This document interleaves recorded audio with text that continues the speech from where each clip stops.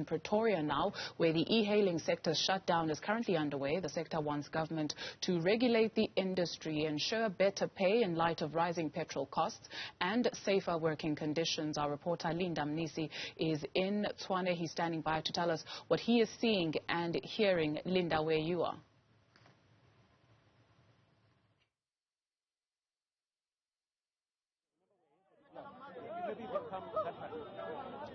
Well, Dudu, what you're seeing right now is a number of those drivers from the e-hailing services, different e-hailing services, arriving outside the offices of the Department of Trade and Industry.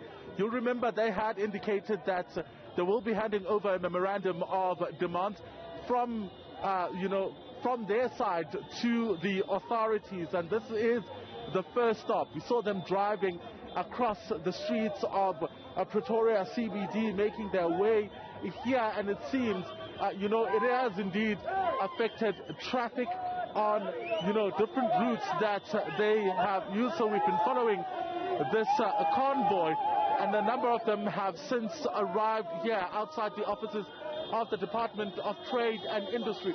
From here onwards, you'll remember they did indicate that they want the president to intervene in this particular matter, and that's where they'll be heading to after, of course, arriving, handing over this memorandum of demand. So, as you can see, there are quite a number of placards as well, from even the cars to the ones that have arrived here. This one reading, Minister Mbalula must fall. Mbalula must fall.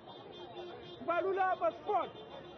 Yeah, so you'll remember the intervention that they've been asking for from government, saying that there is no political will, it seems, from the authorities. This one saying, please, Mr. President, act now. Mr. President Ramaphosa, act now. So it seems this strike will continue throughout the day and going into the afternoon, as, of course, they'll be moving to the union buildings. The number of cars that are still coming in, we've been waiting here for about 30 minutes watching these cars arrive outside the Department of Trade and Industry. Well, we appreciate that there's a lot of movement where you are in terms of traffic and those cars. So first point is to be safe. But if you are able to, for us, to perhaps grab one of the drivers or those marshals whom we assume are part of this group of e-hailing drivers who are calling for regulation of the industry, just in terms of their hopes, what then happens should their demands not be met?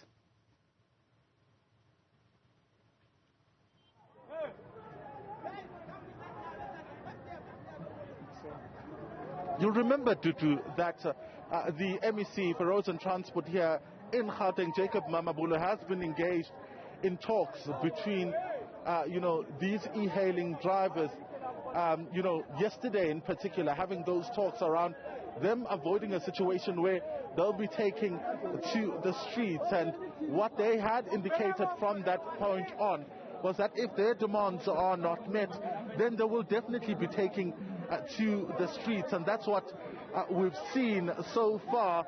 And it's clearly showing that there hasn't been any consensus reached in terms of the agreements and the demands of better pay, the regulation of the industry, as well as making sure that there is safety within the industry. One of the songs that they've been singing here in the streets is that we do not want the people who have fear basically to participate in what we're doing. So it seems then that they're quite serious about their demands to the government to make sure that they have better lives going forward, especially in light of the rising petrol costs. You would have heard a lot of them saying that, after they've paid for everything that they have to pay for, there isn't much money left, which then leaves them in a very difficult position. Their lives, are impacted by government's lack of political will to participate in this struggle. So right now they're being called to come closer, where the memorandum of demand will be handed over to authorities here in Pretoria. Linda Mnisi will definitely come back to you, or perhaps let's just take a look, listen at what is being said to the drivers.